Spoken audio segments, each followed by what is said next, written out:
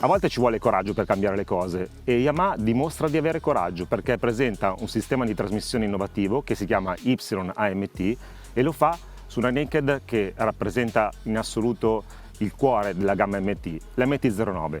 L'abbiamo provata a Lanzarote pochi mesi fa e qui a questo link trovate la prova. In che cosa consiste questo sistema? Innanzitutto partiamo da quello che c'è in più e da quello che c'è in meno. Quello che c'è in più, due attuatori elettrici che agiscono rispettivamente sul cambio e sulla frizione. Quello che c'è in meno, la leva del cambio e la leva della frizione.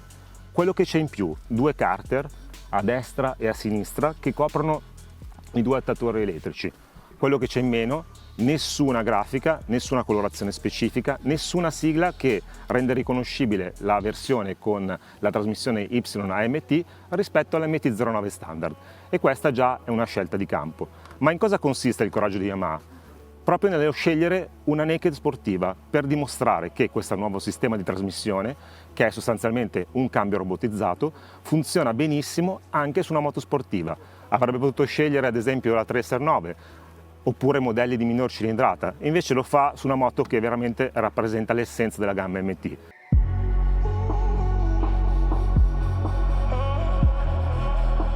Questo cambio nasce per rimanere, infatti verrà esteso presto ad altri modelli, naturalmente ci saranno anche modelli crossover, modelli più turistici, però la scelta di iniziare dalla MT-09 dimostra che appunto c'è la volontà di non catalogarlo, non posizionarlo come un cambio turistico, bensì come un cambio sportivo. Come funziona e cosa c'è ancora in più? I blocchetti elettrici sono diversi rispetto a quelli dell'MT-09 standard, in particolare sul lato destro c'è un deviatore che permette di scegliere tra due modalità, Automatic Transmission, quindi la modalità automatica, e Manual Transmission, quella manuale. Questo deviatore è sul dorso del blocchetto, permette di cambiare da una modalità all'altra. Il tasto Mode è quello che già conosciamo, che permette sull'MT-09 standard di cambiare tra i 5 riding mode, Street, Rain, Sport, Custom 1 e Custom 2.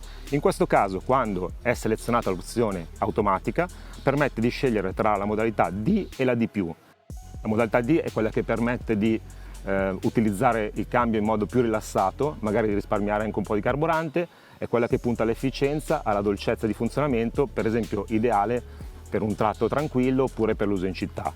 La modalità D+ invece permette di un utilizzo più sportivo che quindi valorizza la ciclistica e il motore dell'MT-09.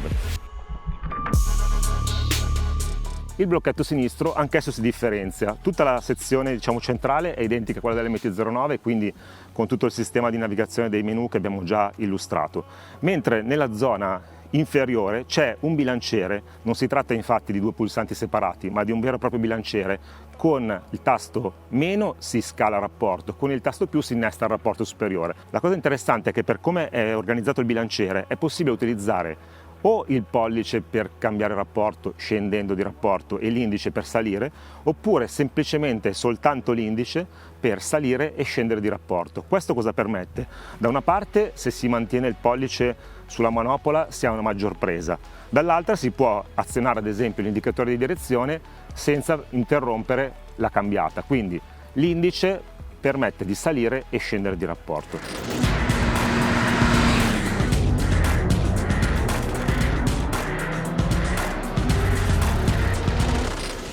Quali sono le altre differenze rispetto all'MT-09? C'è una centralina dedicata che si occupa di gestire il cambio robotizzato. Questa centralina si interfaccia con tutta l'elettronica dell'MT-09, che è un'elettronica molto ricca che già conosciamo, in particolare acquisisce e utilizza tutti i dati della piattaforma inerziale per definire le logiche di cambiata. Siamo nel mondo del cambio automatico, quindi abbiamo selezionato la modalità Automatic Transmission, ad esempio abbiamo scelto la modalità D+, quella più sportiva. Non dobbiamo innestare nessuna marcia con la leva perché la leva non c'è, non dobbiamo tirare la frizione perché la frizione non c'è, o meglio, non c'è la leva della frizione, naturalmente la frizione è qui e qui sotto c'è l'attuatore elettrico che la aziona. Con il bilanciere inseriamo con il tasto più la prima marcia e semplicemente diamo gas.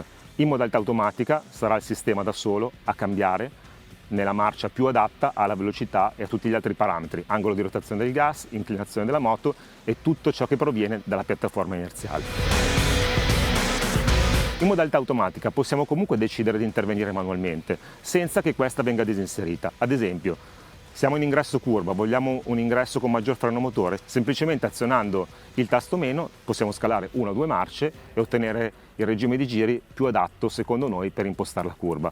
Alla successiva accelerata ci si ritrova in modalità automatica e tutto funziona, scorre molto rapidamente. Invece passiamo alla modalità manuale. Quando si seleziona con il deviatore la modalità manuale appare la scritta MT sul cruscotto e il rapporto inserito. Il passaggio tra una marcia e l'altra avviene appunto con il bilanciere e si può decidere in modo totalmente libero qual è la marcia da inserire.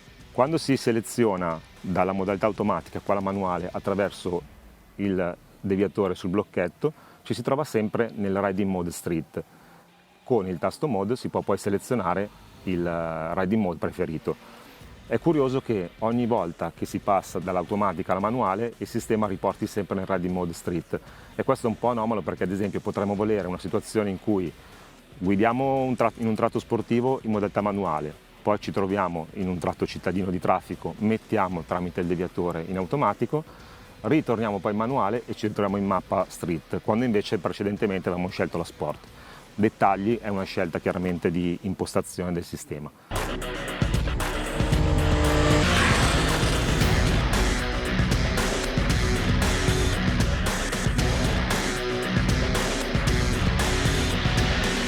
Un'altra cosa interessante da dire riguarda i criteri di funzionamento in modalità automatica, sia in D che in D+. All'inizio ho spento il navigatore e ho guardato il contagiri per capire se ci fosse un regime di cambiata predefinito. Non esiste questo regime perché rispetto ai tempi in cui i dati a disposizione delle centraline erano ridotti, qui abbiamo una piattaforma iniziale che passa talmente tanti dati che il sistema adatta tramite una mappa 3D la risposta del cambio automatico nelle due modalità D e D+, in modo continuo, quindi non c'è una situazione che si ripete ed è quindi impossibile, semplicemente osservando il contagiri, tirare le conclusioni su quali siano le logiche di funzionamento. Questa estrema adattabilità dice molto del fatto che la modalità automatica si adatti anche a una guida sportiva e questo effettivamente è l'obiettivo di Yamaha. Un altro degli obiettivi sicuramente riguarda il comfort, soprattutto per la parte automatica, nel senso che ci si dimentica veramente di tutto e si riesce a gestire la moto semplicemente guardando la strada, scegliendo la traiettoria migliore. Dato che la moto quando si ferma va in prima marcia, vi chiederete com'è possibile invece inserire la posizione neutral. Basta tirare la leva del freno anteriore e cliccare sul meno del bilanciere. Cosa fare invece quando bisogna lasciare la moto parcheggiata? Non c'è un freno di parcheggio come su altri modelli che hanno soluzioni di trasmissione innovative, ma c'è invece un semplice espediente, cioè quando si spegne il quadro con il selettore posto al centro del serbatoio, la moto si rimette in prima marcia e quindi è impossibile spostarla ed è ferma, sicura.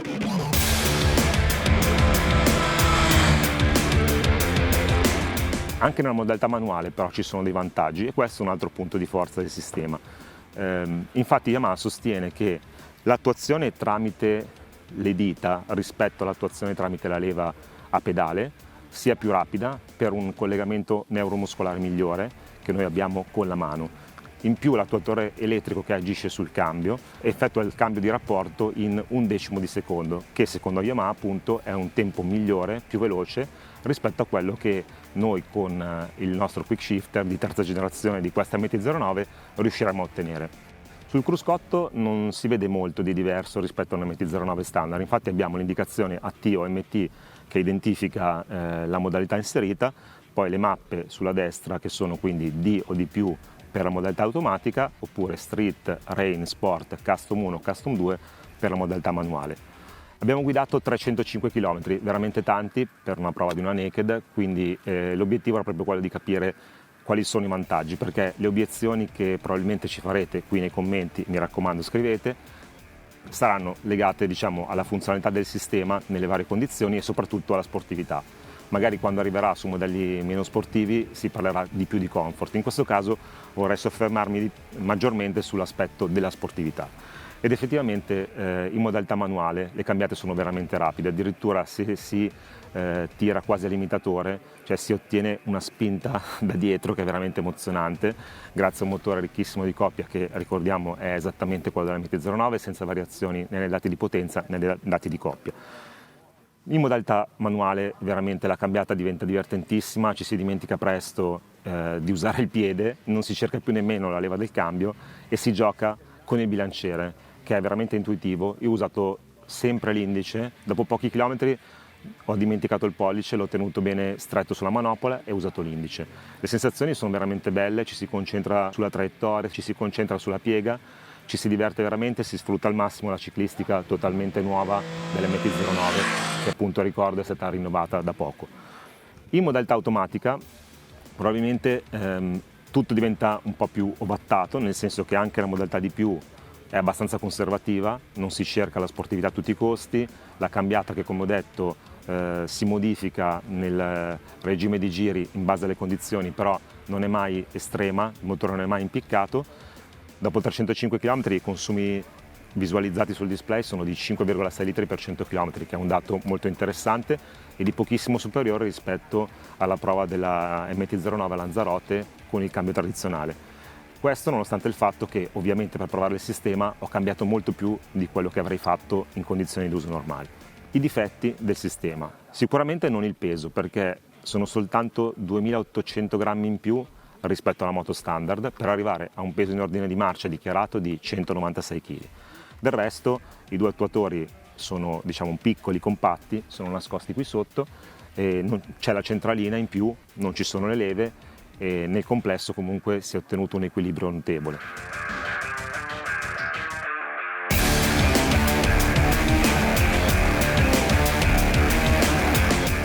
Il prezzo probabilmente non è un difetto, anche perché sono soltanto 500 euro in più rispetto alla versione standard. Il prezzo finale è 11.399 euro per il mercato italiano e quindi sicuramente è una proposta anche dal punto di vista competitivo economico molto interessante.